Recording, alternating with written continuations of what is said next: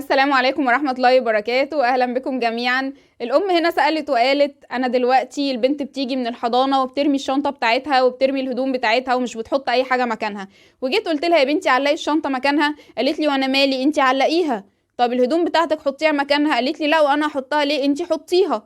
فالأم بتقول لها لا، ما هو مادام أنتي رميتيها يبقى أنتي تحطيها. البنت قالت لها لا أنا ماليش دعوة. فبتقول لي إيه الحل؟ اول حاجة هنبدأ نتكلم عنها ان دلوقتي الطفل ده لسه المفهوم مش واصل له اصلا ان انا مادام عملت حاجة اصلحها، ان انا حاجتي انا مسؤول عنها. المفهوم ده لسه مش واصل للطفل وهنقدر نوصله له واحدة واحدة. الطفلة هنا هي بتنظر للام ان انتي اللي مسؤولة تعملي كل حاجة، فانا مش فاهمة ليه المفروض انا اللي اعمل. تمام؟ طيب ازاي دلوقتي اقدر ازرع في الطفل ده سلوك ايجابي؟ انا هنا هتكلم عن الاطفال اللي تحت سن ال7 سنوات، لان فوق سن ال7 سنوات هم لهم فيديو هنزل لكم اللينك بتاعه في اول كومنت. طيب الطفل اللي تحت 7 سنوات انا عايزة ازرع فيه سلوكيات كتير. ممكن تكون ان هو يغسل سنانه، يعمل الواجب بتاعه، يسرح شعره، يعلق هدومه، يشرب اللبن، ايا كان السلوكيات دي. انا هعمل ايه؟ اول حاجة انا كأم او اب هقعد مع نفسي وهكتب كل السلوكيات اللي انا عايز ازرعها في الطفل بتاعي، وهنقي منهم سلوك. وطبعا مش هروح على اصعب سلوك وانقيه، لا انا هختار منهم السلوك المهم. طب لو السلوك المهم ده هو تقيل على قلب الطفل، لا ممكن اشوف له حاجة ابسط شوية، لان الغرض هنا ان انا اعلم الطفل مش ان انا اعجزه. تمام؟ هختار سلوك واحد بس ده انا عايزه ازرع 10، مش مشكلة، واحد بس، واحدة واحدة، لان الطفل ده هو لسه انت بتبنيه زي ما يكون انت بتزرع نبات، مش هينفع تزرعه النهاردة يطرح بكرة.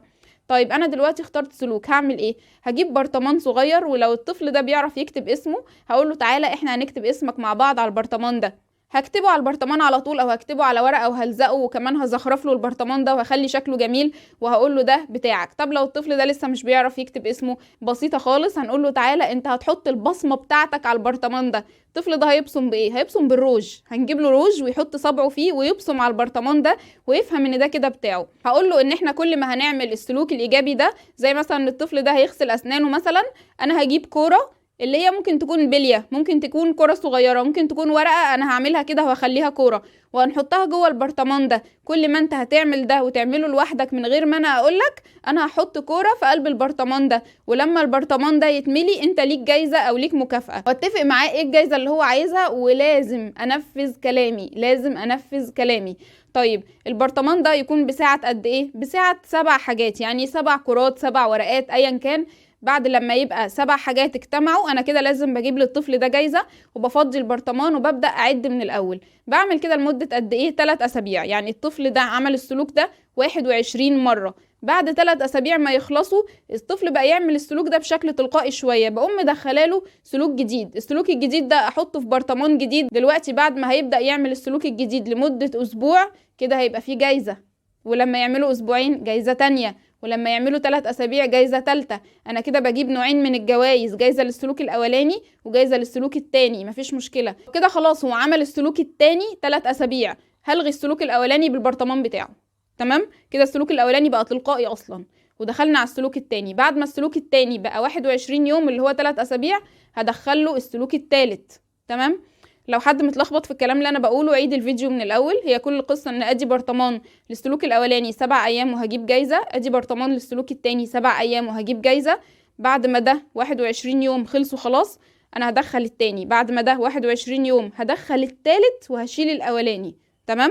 وهفضل استمر كده سلوك بسلوك وواحده بواحده. دلوقتي هل انا هنا هفضل اقول للطفل يلا عشان البرطمان يتملي عشان تاخد جايزه؟ خالص. انا بس هنبهه من وقت للتاني وعلى خفيف جدا، يعني كمان مش هنبهه كل يوم. ممكن اخليه هو بنفسه، ودي بتبقى حاجه الاطفال بيحبوها قوي، ان هو اللي يحط الكرة بتاعته جوه البرطمان. هو كده بيحس ان هو يعني ايه، بيعمل حاجه بنفسه ويدي لنفسه مكافأة، وان هو طفل رائع، والحاجات دي بتفرق جدا مع الاطفال.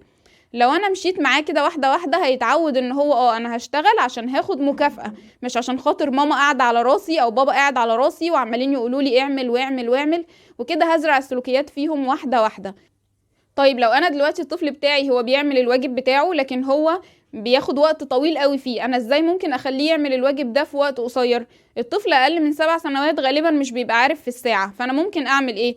اولا ابقى عارف القدرات بتاعة طفلي، يعني ما اجيش انا مثلا اقول ده الصفحة دي تتكتب في 10 دقايق، المفروض هو الواجب ياخد 10 دقايق، لا، هو كطفل بيبقى له قدرات مختلفة عنك. حاجة كمان، ما اجيش اقيس على مرة الطفل كان منفعل فيها. منفعل ازاي؟ انه ممكن يكون مثلا عايز يخلص عشان يروح النادي، عايز يخلص عشان هيروح عند جدته، عايز يخلص عشان هيروح يتفسح، دي حاجة مخلياه مطلع قدرات اعلى شوية عشان في حافز اكتر شوية.